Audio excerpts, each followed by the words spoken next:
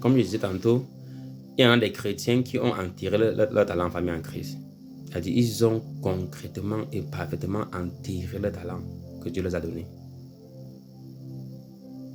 Et la plus pire, c'est que d'autres le font consciemment et d'autres le font inconsciemment. C'est même plus pire quand tu le fais inconsciemment. Alors, l'une des prières que j'aimerais qu'on fasse dans le début de la prière, c'est vraiment que le Seigneur ouvre notre esprit et nous révèle à quel niveau nous sommes avec les talents qu'il nous ont donnés. Il y en a tellement de principes qui démontrent qu'un chrétien a intégré son talent. Les excuses quand il s'agit des choses de Dieu, mais quand il s'agit de ce que Dieu t'a demandé de faire, c'est pas sur le business, mais sur le ministère, mais c'est l'appel pastoral, bien apostolique. Les excuses que tu te donnes, tout ça entère ton talent. Et si une personne vient, tu as vu avec Saül, non, et David, si quelqu'un vient derrière là, qui est un peu compétent que toi, là, Dieu va tout simplement te remplacer. Tu vas vu à la fin, il dit que même c'est un talent qu'il a là, comme il est en train de dormir là, retirez-le et donnez à celui qui a 10. Le gars a 10, le Seigneur dit que retirer et donner encore même à lui encore, parce que lui, au moins, il connaît mieux. Le Seigneur, c'est quand lui donne 10, le Seigneur va trouver 20 plus tard. Et pas parce que le Seigneur veut qu'il lui donne 5 sur les 20 là, non. Parce qu'il a vu que le Seigneur, parce qu'il est juste le cœur. Vous voyez? Alors, si nous voulons recevoir plus de Dieu, nous devons déjà apprendre à utiliser nos dons. Nous tous ici, ce soir, nous avons des dons. Nous avions des cadeaux que Dieu nous a offerts. On a les dons et les cadeaux que Dieu nous a offerts. Et ces dons-là ne doivent pas être utilisés pour nous-mêmes. Elles doivent être utilisées pour la communauté, pour Dieu, pour servir Dieu et pour servir son peuple.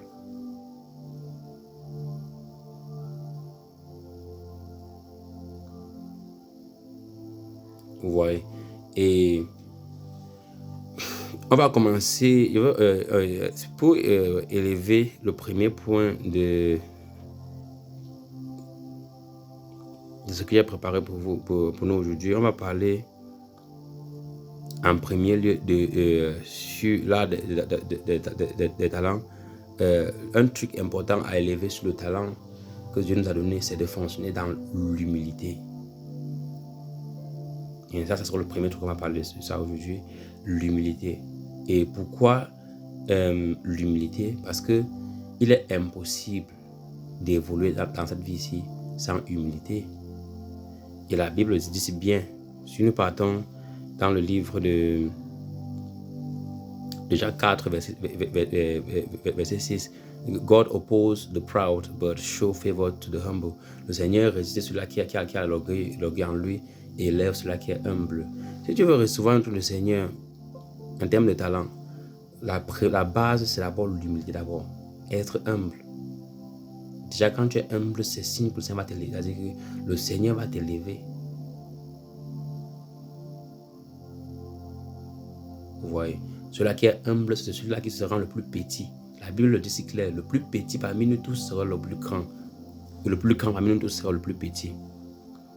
Some people are really talented, but because of lack of humbleness and discipline, also because of self-sufficient, they make God choose somebody else.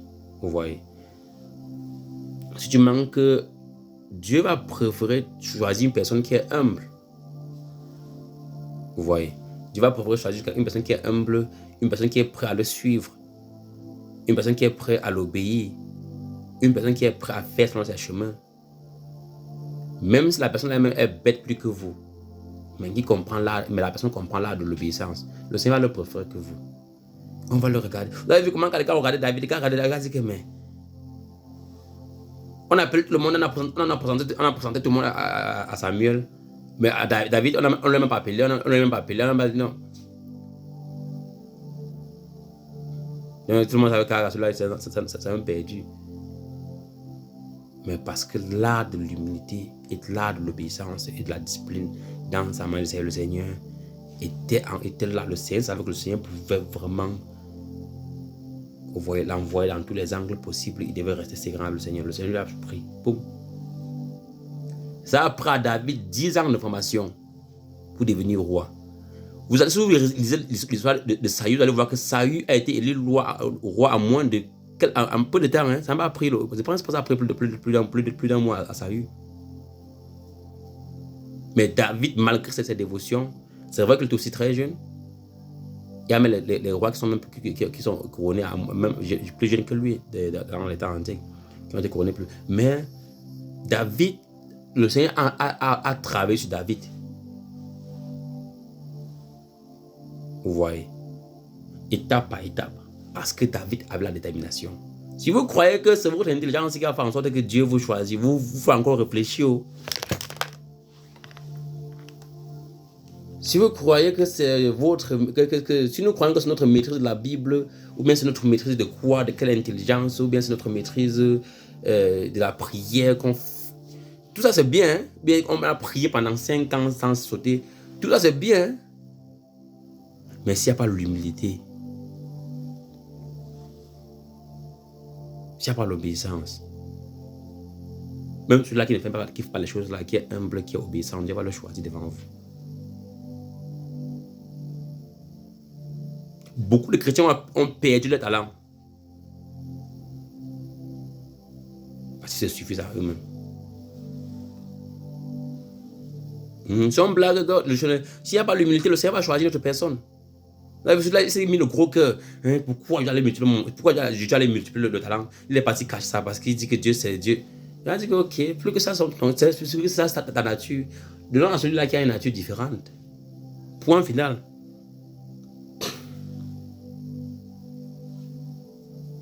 Le Seigneur cherche une personne qui est suffisamment humble pour qui va le mettre en premier lieu.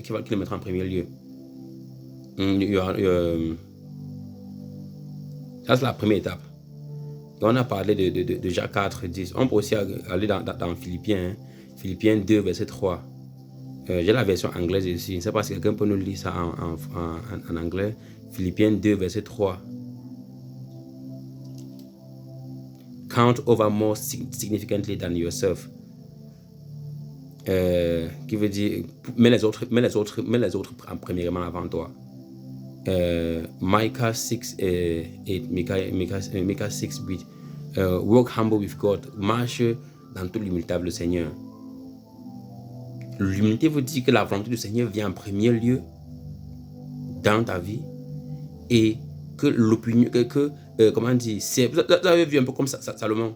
Salomon n'a pas dit que Seigneur demande l'intelligence pour que je devienne l'homme le plus intelligent. Il a dit que non, pour que j'utilise mon intelligence pour mener à bien ce peuple qui t'appartient. Ce n'était jamais à propos de lui. Il a dit quand on parle de l'humilité, ça veut dire quoi? Tu es à l'extérieur de l'équation. Vous voyez? Tu es à l'extérieur de l'équation. Bon, il y a beaucoup d'autres passages bibliques, Proverbes 22, 4, Colossiens 3, 12. On va s'arrêter sur les deux passages-là.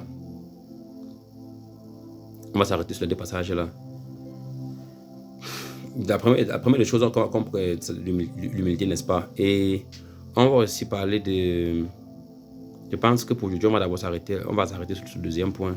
Et après ça, s'il y en a des partages à ajouter, on va des ajouts, bon, on va ajouter d'autres, les autres, si les trucs les autres vont ajouter, ils vont ajouter. Et demain, on va continuer sur d'autres points. Mais le deuxième point que j'aimerais élever, pour travailler son talent, il faut d'abord avoir... parce qu'il y en a des personnes qui ont l'amour, peut-être du... Disons peut-être que tu as le talent de Dieu t'a béni avec un talent qui te permet d'aider les gens à se retrouver dans le marche avec Christ, par exemple. Ou bien même peut-être de prier pour les gens, les gars soient guéris. Bon, restons peut-être dans un contexte biblique. Ou bien d'être peut-être un professeur de mathématiques, disons peut-être dans la politique. Et au lieu de faire cela, ce que le malin va faire, c'est que le malin va t'adapter à un rythme de footballeur où tu te plais beaucoup plus dans le football. Il y a certaines personnes ici, et il y a certaines personnes sur cette terre qui ont qui ont échangé leur talent avec la distraction. Au lieu d'avoir la soif de leur talent, Les gars sont tombés dans la soif de la distraction parce que il faut d'abord que tu développes. Il faut forcer à aimer. Comme moi, à un niveau, il a fallu que je force à aimer les trucs de Dieu. Parce que les choses mondaines qui étaient à l'intérieur m'avaient tellement embelli que chaque fois, parfois, comme ça, au lieu de lire la Bible, tu vas aller sur TikTok. Parfois, au lieu de lire la Bible, tu vas aller voir un film. Surtout moi qui aime les Naruto. Parfois, au lieu de tu sais bien que ton cerveau est en train de crier, lis la Bible ou bien prie. Mais attends un peu, checker un peu TikTok. Attends un peu, regarder les dessins animés. Attends un peu, faire ça pour 2 minutes, 3 minutes. Vous voyez, parce que le malin, là, dit que le malin a utilisé tes émotions pour te voler. Le malin t'a fait en sorte que tu développes les émotions envers les choses qui ne vont jamais t'aider à entrer dans ta destinée. Alors, au lieu d'avoir la soif pour les choses qui vont t'aider à entrer dans ta destinée, tu as maintenant soif des choses mondaines, des choses qui vont te distraire, qui vont t'éloigner de la présence de Dieu. La première des choses qu'un chrétien doit avoir famille en Christ, c'est l'amour. Si tu n'as pas l'amour pour Dieu, parce que là où il y a le cœur, là où les pieds, c'est là où les pieds iront. Si tu n'as pas l'amour pour Dieu, tu auras beau prêcher parler de Dieu.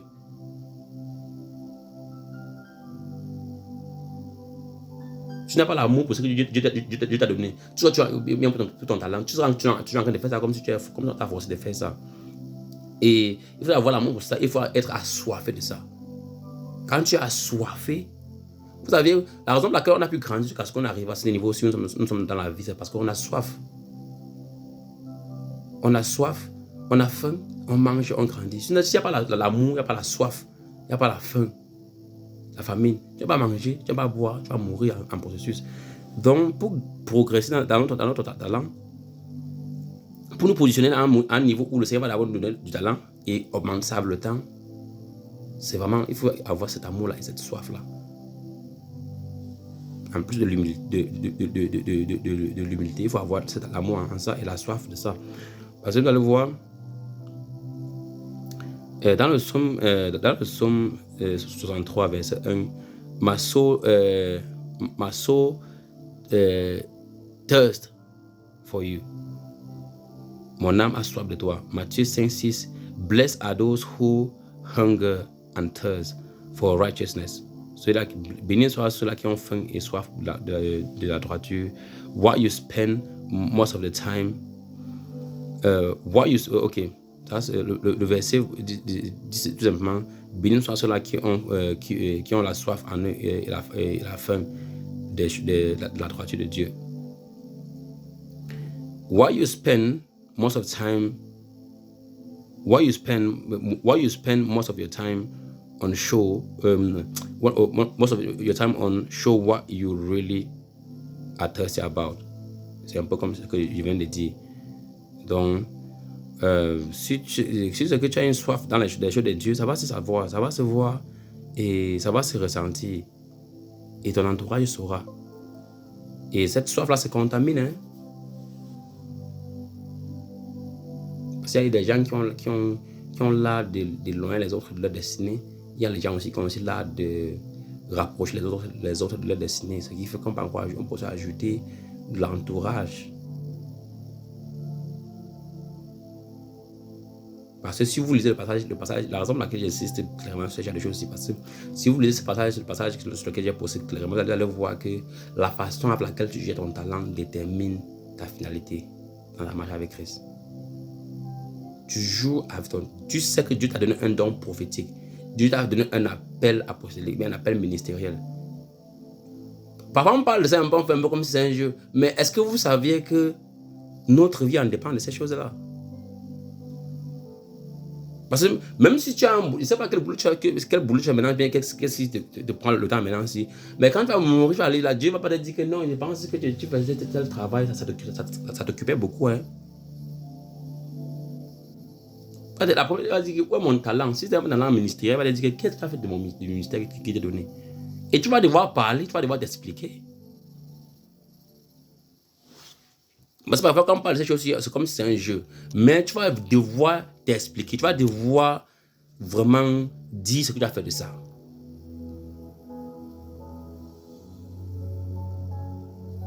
Tu vas devoir t'expliquer, tu vas devoir donner les directives, tu vas devoir vraiment Comment, tu vas devoir comment t'expliquer.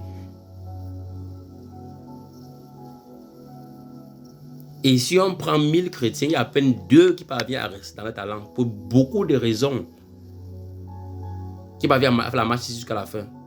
La Bible dit que si on prend 1000 hommes, il y a à peine, je pense dans le livre de Jérémie, il y a à peine un qui va arriver au paradis. Et si on prend 1000 femmes, aucune d'entre elles n'arrivera au paradis. C'est la Bible qui le dit.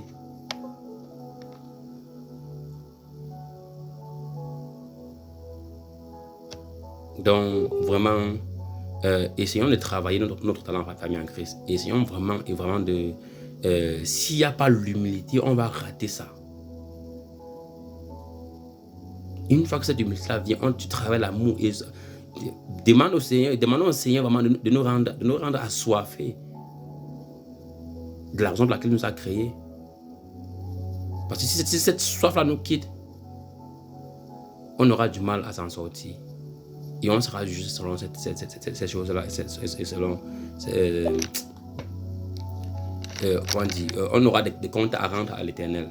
Donc, le sujet sur lequel, comment dire, ce sujet-ci, c'est un sujet qu'on va continuer à partir de ça demain. Mais si à ce niveau-ci, il y en a des ajouts, bien des partages, bien des incompris, qu'une personne aimerait élever, bien ajouter, la parole est ouverte. Hein. Et puis après ça, on va passer à la clôture et à les cantiques aussi.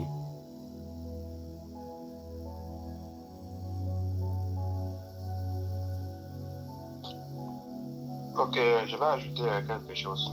Ok. Moi, ce qui est dit. Quand nous voyons ici la parabole des talents, en fait.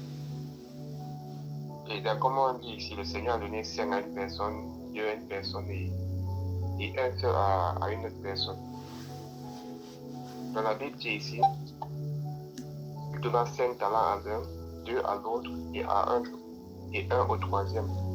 Le mot clé est en fait, ce qu'il faut comprendre ici dans ce verset, c'est ce qui est rajouté après là. Il donna 5 talents à l'un, 2 à l'autre et un au troisième, à chacun selon sa capacité. C'est le mot le plus important en fait de cette parabole de talent. À chacun selon sa capacité. C'est pour dire quoi? En fait, Dieu ne fait rien au hasard. Quand tu viens dans le monde, il connaît ta capacité, il connaît ce que tu peux gérer, ce que tu ne peux pas gérer. C'est pour ça qu'on précise ici chacun selon sa capacité. Donc, on voit bien que le premier est allé multiplier son talent, il a eu 10. Le deuxième a également aussi allé multiplier son talent. Mais là où il faut faire la différence ici, en fait, celui qui a 5 talents n'est pas différent de celui qui a 2 talents. Je m'explique. Quand vous voyez bien les récompenses, vous allez remarquer bien que celui qui a multiplié les 5 talents et celui qui a multiplié les 2 talents ont la même récompense. La récompense, c'est quoi? Il dit, c'est bien, bon et fidèle serviteur. Tu as été fidèle à un peu de choses, je t'en confierai beaucoup. Entre dans la joie de ton maître. Vous allez voir qu'il a dit exactement les mêmes mots à celui qui a multiplié les 5 talents et à celui qui a multiplié les 2 talents. Donc, ça nous permet de tirer déjà quelque chose qui est très important. Rien que ce qu'on vient de lire là. On remarque bien que Dieu a donné 5 à l'autre, 2 à l'autre et 1 à l'autre. C'est pour dire que tout savez, nous les hommes, on aime beaucoup plus se comparer. On aime se comparer aux gens. Il faut savoir qu'en fait, même les adultes dans le monde disent les 5 doigts de la main ne sont pas égaux. Il y a des gens, tu vas essayer de te comparer à eux dans la vie. Tu ne vas jamais les atteindre. Je dis bien au grand jamais. Même si tu travailles n'importe comment. Parce qu'ils ont des choses qui sont innées. Et quand tu te donnes quelque chose en fait, ça veut dire que c'est inné en toi. Et quand on dit quelque chose est inné en toi, ça veut dire que tu fais ça avec une certaine facilité. Par rapport à l'autre qui va faire beaucoup d'efforts pour pouvoir t'atteindre. Donc, c'est là où, ici déjà, ce texte nous permet de ne pas convoiter en fait ce que les autres ont. Parce qu'il faut savoir que c'est Dieu qui donne. Et même, je crois que même d'autres disent ça à Jean-Baptiste. Rappelez-vous du scénario où les disciples de Jean étaient allés dire à Jean que celui que tu as baptisé Jésus, ses disciples baptisent maintenant même plus que nous. Qu'est-ce que Jean lui a répondu? En réalité, voici ce que Jean les a répondu. En réalité, un homme ne peut recevoir que ce qui lui a été donné du ciel. Je crois que je vais chercher ça. Si vous me permettez.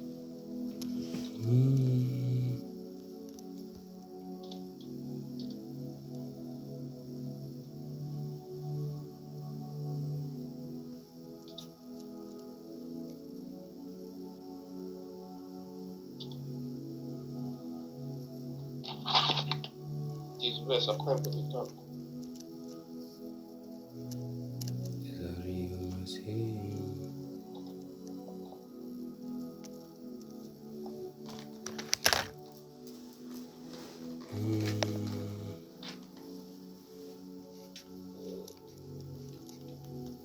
Ouais, il s'agit de Jean 3, verset 27.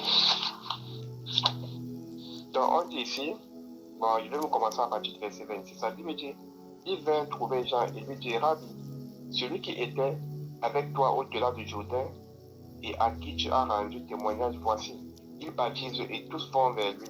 Donc, en fait, les disciples de Jean ici ont remarqué que les disciples de Jésus baptisaient beaucoup, donc tout le monde allait vers eux, en fait. La Bible dit, Jean répondit, un homme ne peut recevoir que ce qui lui a été donné du ciel.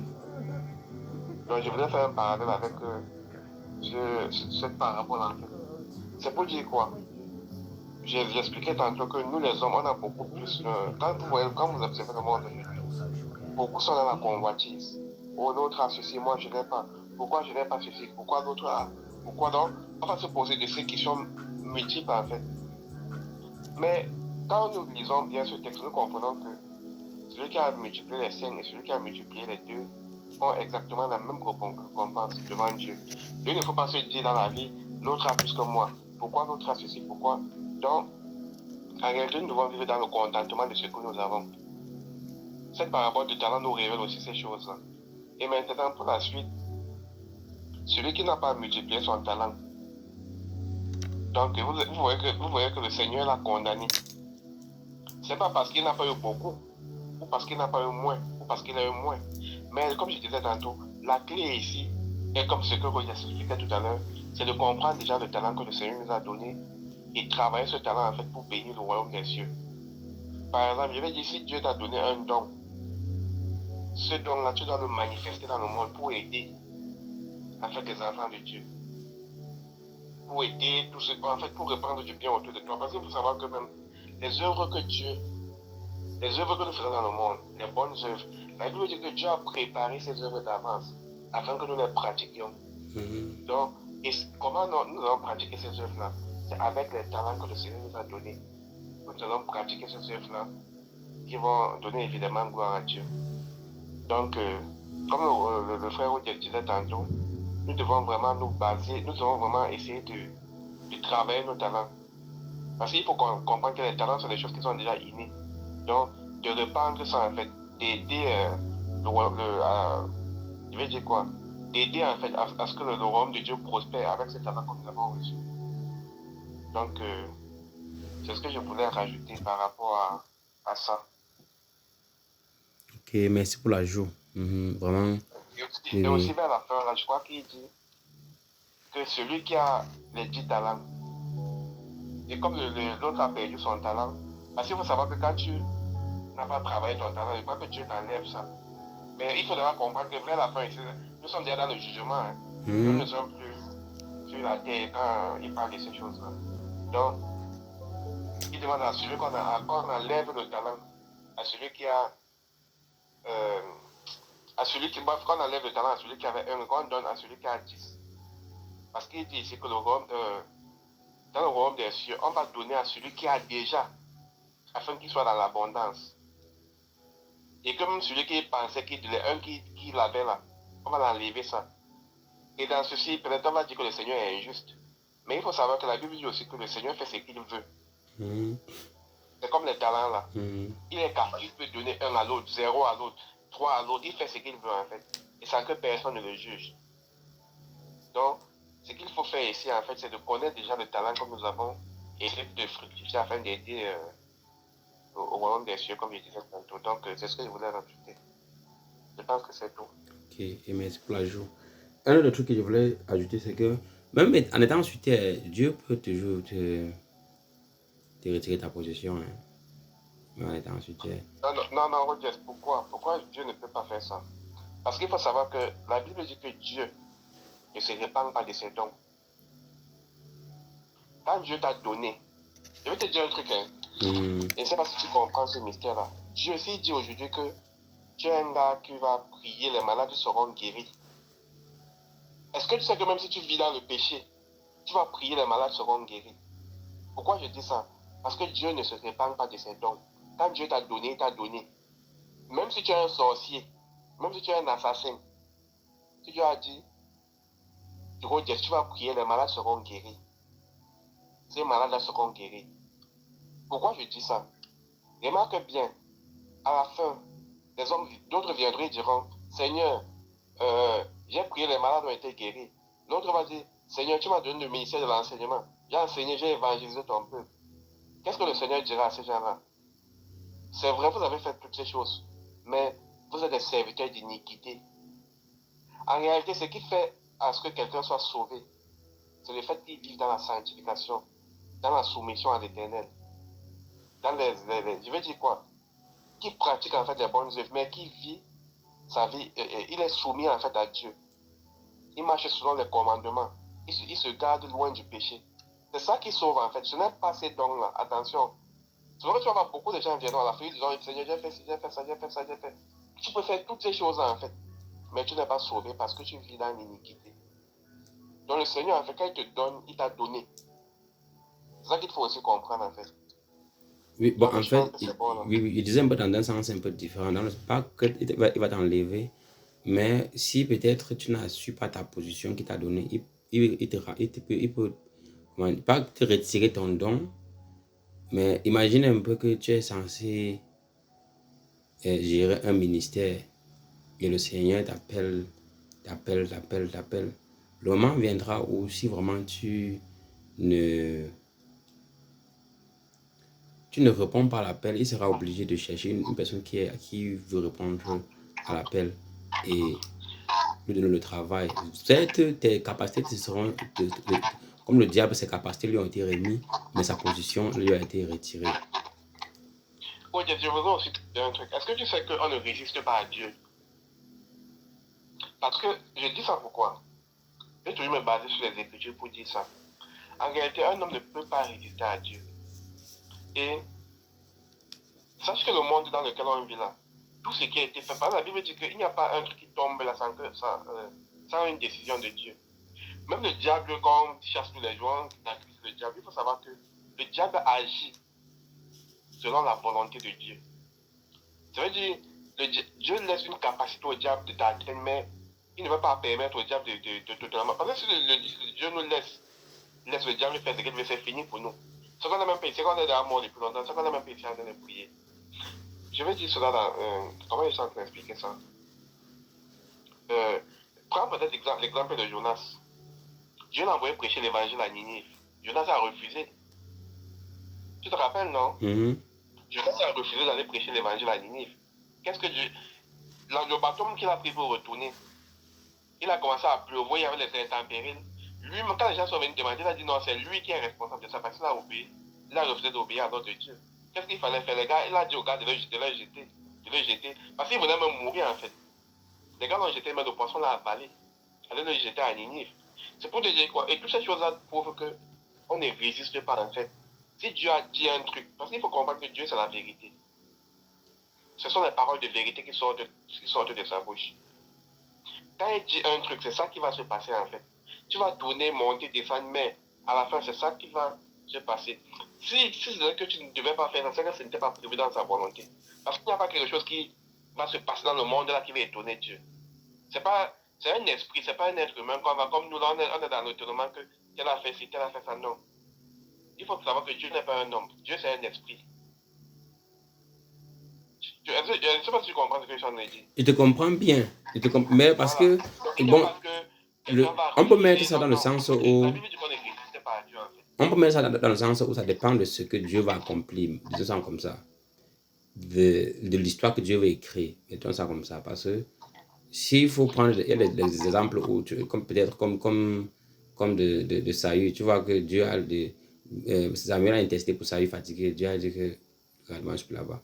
La Bible dit que Dieu a laissé Saül et Dieu n'est plus jamais retourné. Et, Samuel a laissé Saül, ils ne sont plus jamais jusqu'à ce que les gars sont morts. Donc on va seulement dire que ça dépend de ce que le Seigneur va accomplir, de l'histoire que Dieu veut écrire. Je pense que c'est mieux qu'on dise ça comme ça. Pourquoi je suis en train de dire ce que je dis là? Rappelle-toi,